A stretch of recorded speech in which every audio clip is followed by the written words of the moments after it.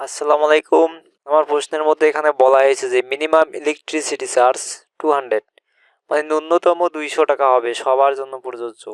কারো মানে মনে করেন কেউ 5 ইউনিট ব্যবহার করেছে, তার কিন্তু 50 টাকা আসবে, কিন্তু ওটা করা যাবে না, আমাদেরকে ন্যূনতম 200 টাকা বিল নিয়ে আসতেই হবে।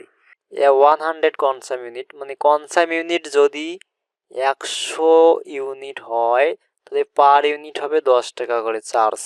তারপর এখানে বলা হয়েছে কনসাম ইউনিট 200 and 100, মানে 100 এবং 200-র মধ্যে, বিটুইন মানে মধ্যে, মানে 100 এবং 200-র মধ্যে যদি হয় তাহলে পার ইউনিট চার্জ হবে 12 টাকা। প্রতি ইউনিটের দাম হবে 12 টাকা করে। যদি 200 ইউনিটের মোর দেন মানে বেশি হয়, যদি 200 ইউনিটের বেশি হয়, কারো 500 হতে পারে, কারো 1000 হতে পারে, ন্যূনতম 200 টাকা দিয়েছি। তারপরে আমি বলেছিলাম যে F4 হচ্ছে কনসাম ইউনিট যদি 100 ইউনিটের কম হয়, যদি 100 ইউনিটের কম হয় তাহলে তার চার্জ হবে 10 টাকা।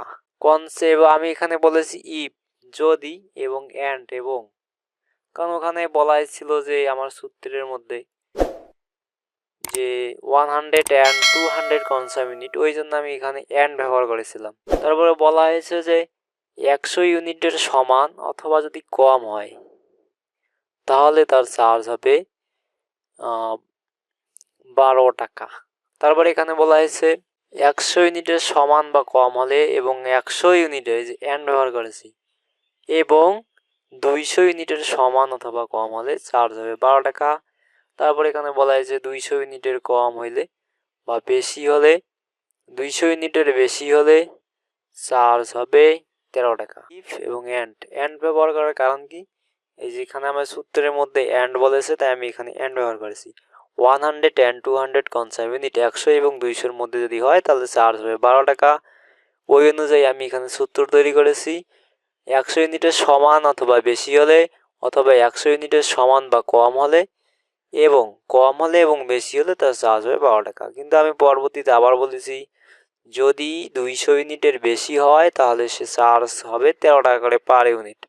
তাই আমার সূত্র এখানে কোনো ভুল নাই। আমি এখানে ইন্টার দিলাম, ইন্টার দিয়ে এটা ধরে যদি আমি টান দেই তাহলে এখানে দেখবেন যে অতই আছে, কোনো চেঞ্জ নাই। কারণ এখানে জালাল 5 ইউনিট ব্যবহার করছে, 5 ইউনিট, তার ইলেকট্রিসিটি চার্জ হবে 500 টাকা, মানে 50 টাকা, কিন্তু তার ন্যূনতম কত হবে, 200 টাকা হবে। কারণ আমার ওখানে সূত্রে বলাই আছে যে মিনিমাম ইলেকট্রিসিটি চার্জ হবে 200 টাকা।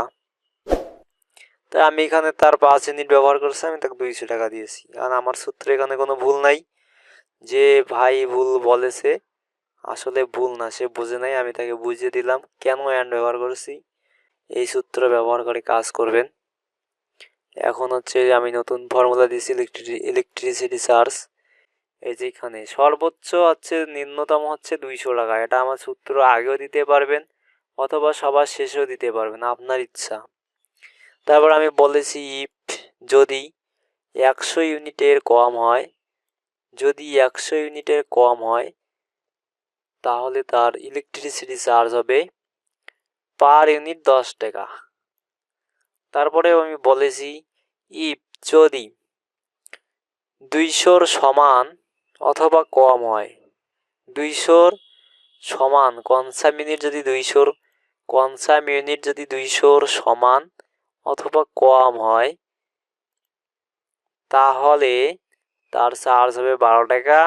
আর যদি বেশি হয় তার চার্জ হবে 13 টাকা। খুব সহজেই করতে পারবেন এবং বুঝতে পারবেন। আমি এখানে আমার লেখা শেষ, ইন্টার দিলাম।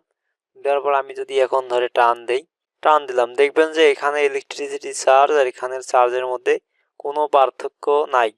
কারণ এখানে দেখেন 5 ইউনিট ব্যবহার করছে জালাল সাহেব, তার 200 টাকা চার্জ, এখানেও 200 টাকা চার্জ। এখানের মধ্যে আর এখানের মধ্যে কোনো পার্থক্য নাই, তাই আমার আগের সূত্রতে কোনো ভুল নাই। কিন্তু আমার মনে হয়েছে সূত্রটা অনেক কঠিন এবং জটিল, তাই নতুন করে সূত্র দিলাম। ডিসক্রিপশন বক্সে থাকবে সূত্র, আপনার ওখান থেকেও দেখতে পাবেন। ন্যূনতম চার্জ হবে 200 টাকা কনসাম ইউনিট। তারপর আমি বলেছি 100 ইউনিটের কম উঠলে তাকে 10 টাকা করে চার্জ দিতে হবে।